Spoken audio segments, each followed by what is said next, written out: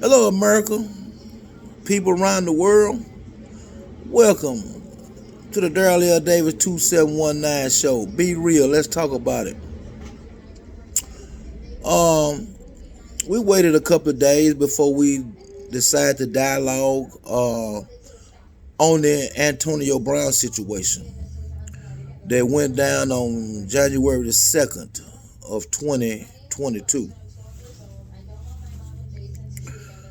We used to be an avid NFL football fanatic, and our team of choice was the Dallas Cowboys. The Dallas Cowboys were dubbed as America's team.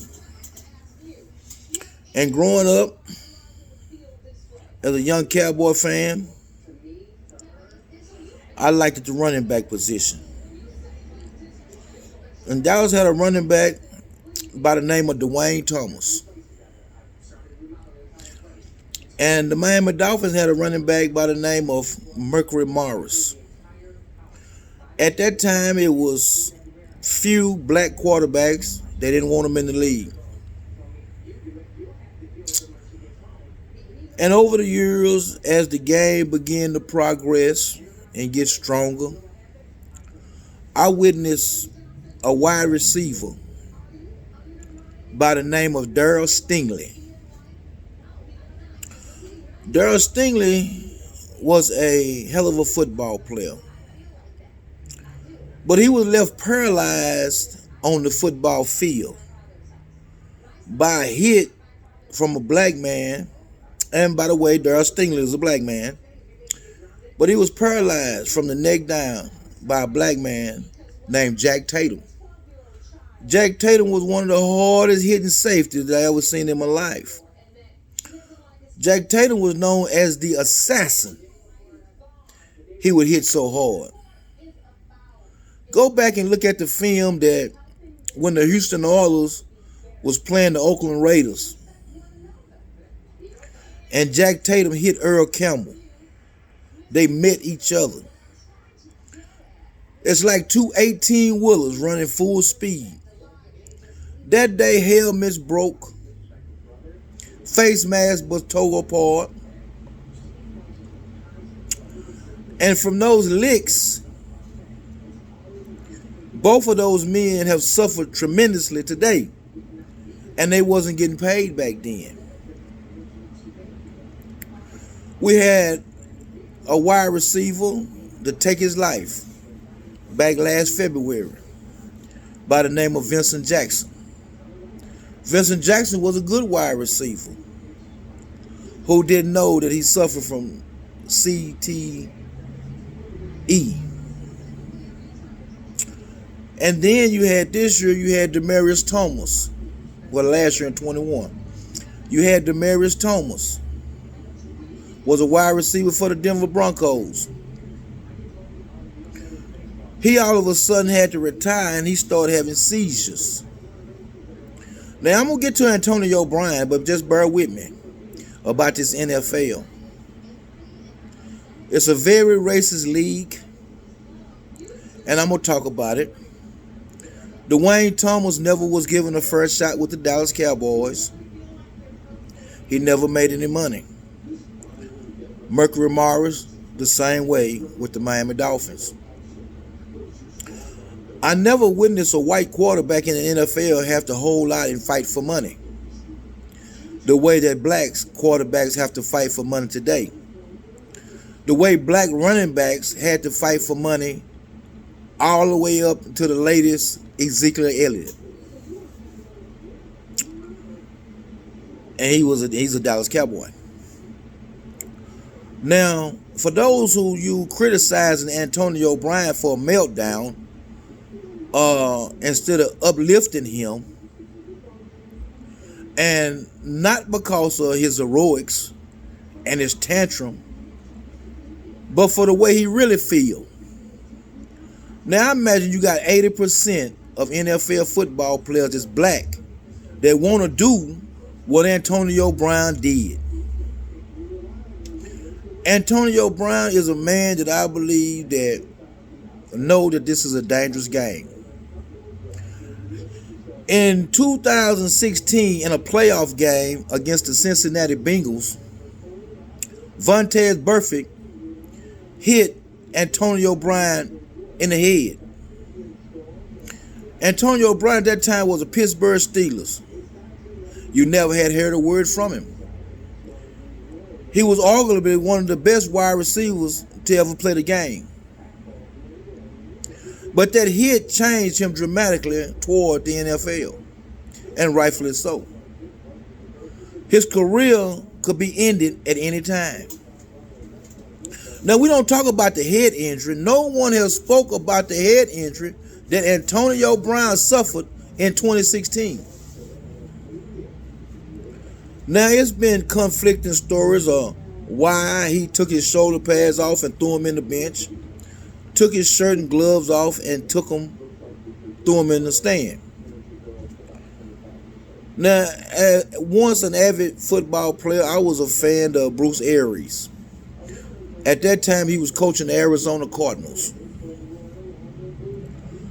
But Bruce Arians is another white boy that you can't trust and believe in. It's a known fact that he never wanted Antonio Brown with the Tampa Bay Buccaneers. But because of Tom Brady, the great Tom Brady, you can't take nothing from Top Cat. Top Cat, Tom Cat. Baddest football player I ever seen in my life. His heart pump wins, not blood. He wanted Antonio Brown. He wanted Rob Gronkowski. When Antonio Brown left Pittsburgh, he went to Oakland. And they gave him a huge contract. But something went on inside of the Oakland Raiders organization. They have since moved and became the Las Vegas Raiders now. But at that time, they was the Oakland Raiders. To where he called out Mike Munchak, which was a general manager, the head coach, which I believe at the time was John Gruden, who just had signed a 10-year, $100 million contract. Now, we know all the racist emails between the Washington Redskins, Daniel Snyder, and that bunch over there, and John Gruden. The homophobic comments and all of that. Well, this didn't just start, people. This started back in the 50s. They never have had a black owner of no NFL football team. But in Oakland, they touched Antonio Brown the wrong way. Antonio Brown the wrong way. And Antonio Brown went to calling them out for racism. He would rather be treated like a man than hang around for the money. Now, what happened Sunday is unclear. But I think it goes back to when Antonio Brown suffered that hit from Vontaze Burfict in 2016. When he knew that he was putting his life on the line for an NFL franchise that didn't give a damn about him. And I believe that this boiled over to Sunday, January 2nd of 2022. He had to have a reason, a valid reason to do what he did. Whether it was not wanting to go back in, whether he was hurt, I don't know. The way he left the field doing jumping jacks, I don't see him having no hamstring, ankle, knee problems. I could be wrong because I'm not a medical doctor. But I do know that if he was told to go back in that football game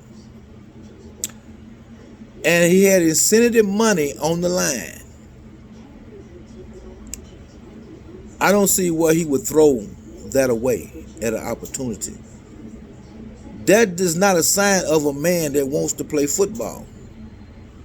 And if Antonio Brown didn't want to play football, he would have never came back to play for the Tampa Bay Buccaneers. Now, over the lifetime of an NFL football player, which is 5-6 years, some maybe longer, they begin to suffer from brain injuries. Their speech become impaired. Arthritis set in. Look at Earl Campbell. Earl Campbell was a punishing running back in the late 70s and early 80s. Short career, Hall of Fame career. But today Earl has to get around in a wheelchair, scooter. His hands are crippled where he cannot straighten them out from taking them punishing licks in the NFL. And back then, they wasn't getting paid, especially the running back. Tony Dorsett suffered from speech impairment. Tony Dorsett was one of the fastest men in the NFL. You couldn't catch him. But on every play, he would get hit. And it causes him to suffer today. People, before you speak and start putting people down, put yourself in their shoes. These men put their life on the line week after week, month after month, year after year to perform an art for billionaires. Men that they have made billionaires. But very few black American men have the balls and the gall to stand up against a billionaire. So whatever way that Antonio Brown chose to get his message out on Sunday, I'm going to stand with him on that. Because don't nobody know what he's dealing with internally. Suffering from head injury week after week, not getting paid. It wasn't until 92, 93 that the running backs started getting paid in the NFL. At that time, they had three good ones. They had Barry Sanders with the Detroit Lions. He was the first one to get the money. I want to say he got $13.1 million. You had Thurman Thomas with the Buffalo Bills. He was the second one to get the monies. $13.2 million. Then you had Emmitt Smith with the Dallas Cowboys. Coming off a Super Bowl championship, he had the whole lot for the first two games of the season, which the Dallas Cowboys lost, before he could get the money at $13.3 million. They refused to pay the black running back period. And the majority of them was black. But they would always give the money to the glamour position, which was the quarterback. And at that time, the quarterback position was white.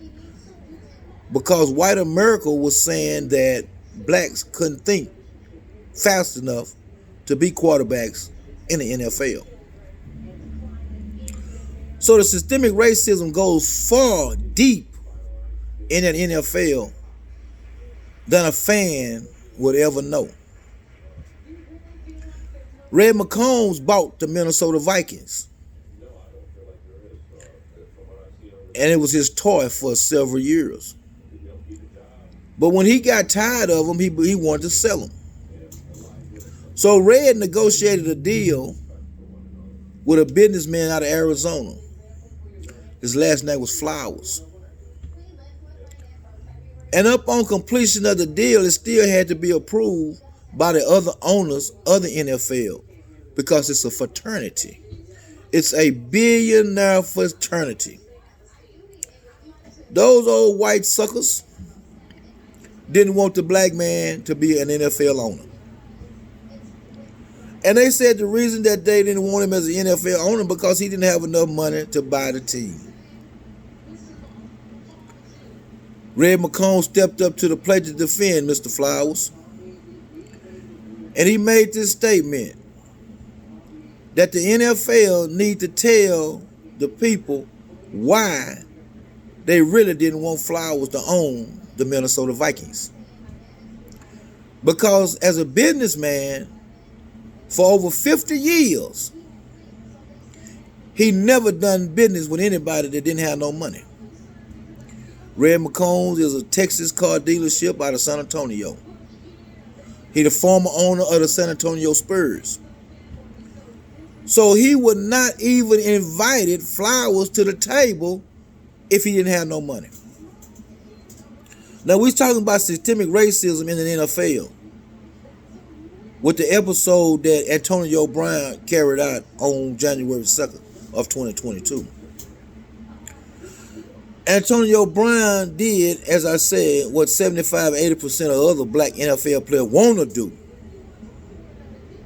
but are cowards to do. Black America and white Americans, stop criticizing Antonio Brown for what he did. And let's talk about how you had these blacks as hired assassins to take these players' head off. And yeah, I said that.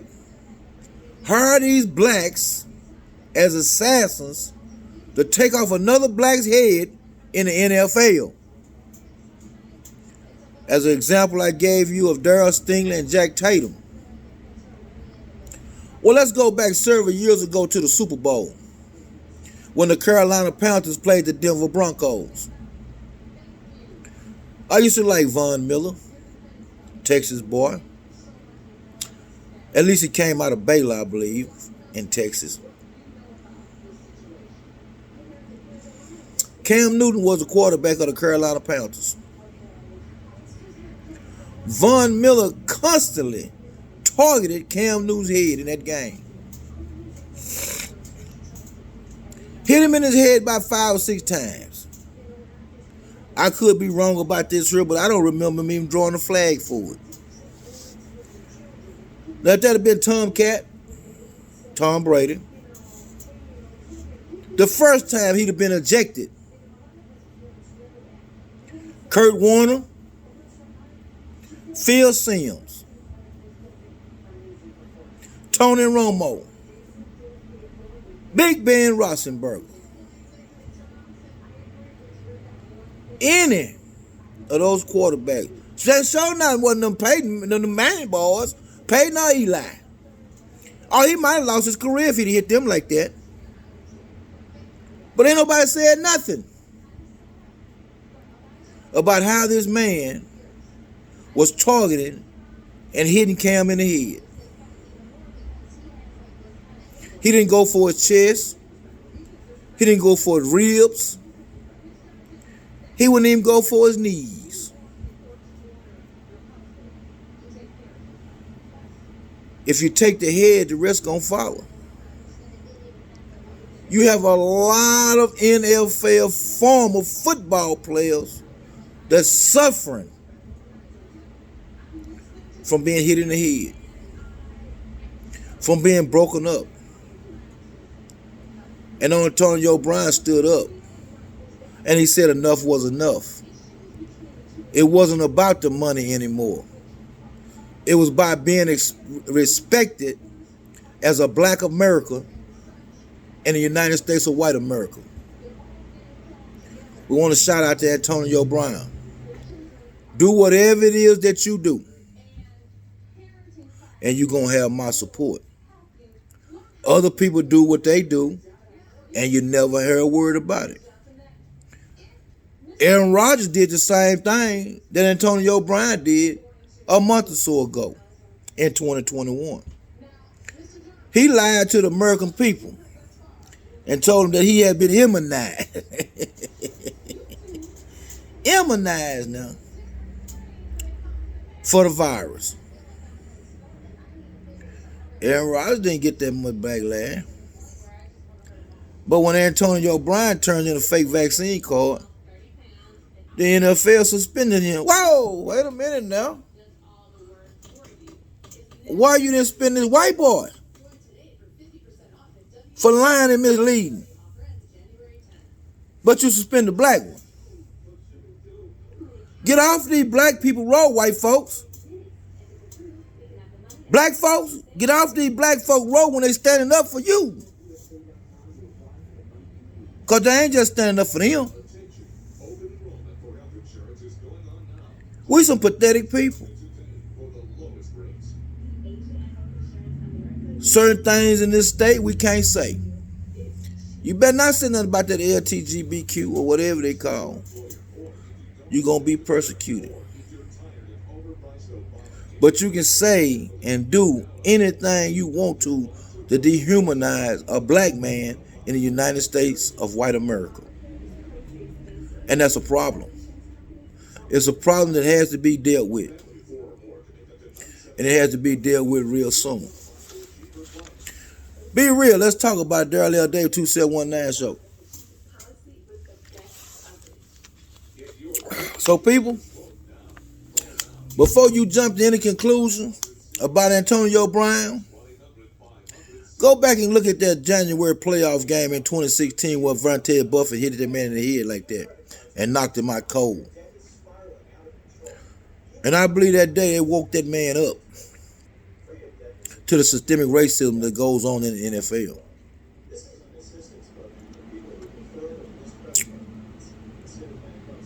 And it's a whole lot more that's going to come forward. Don't think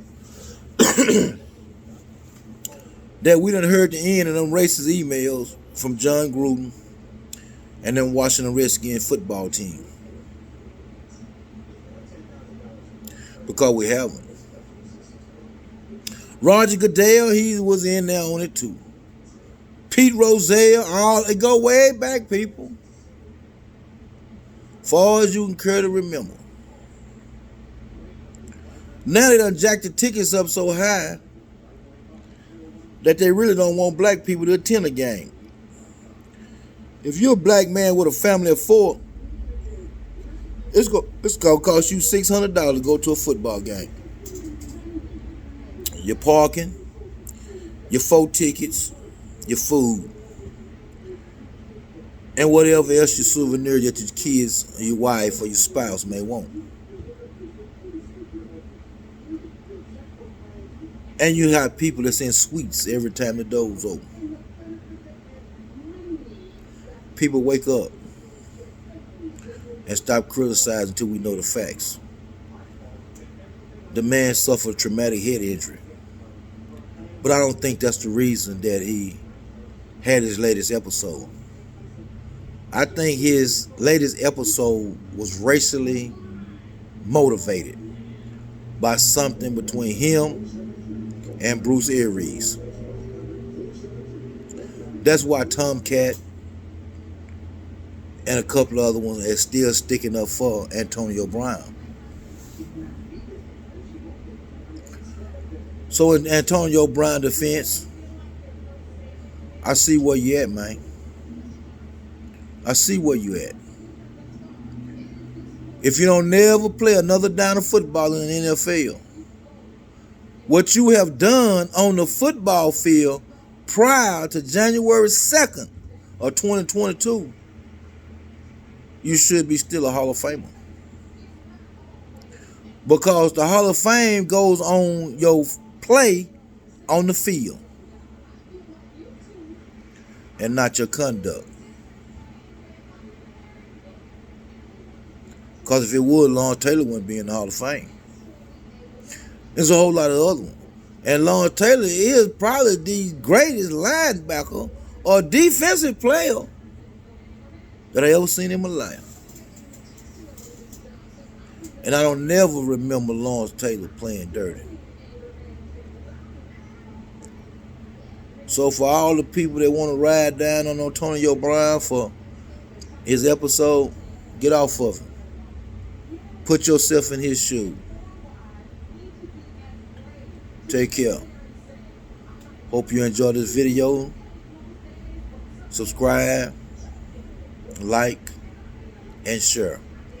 2022 gonna be all our year, people. Peace out.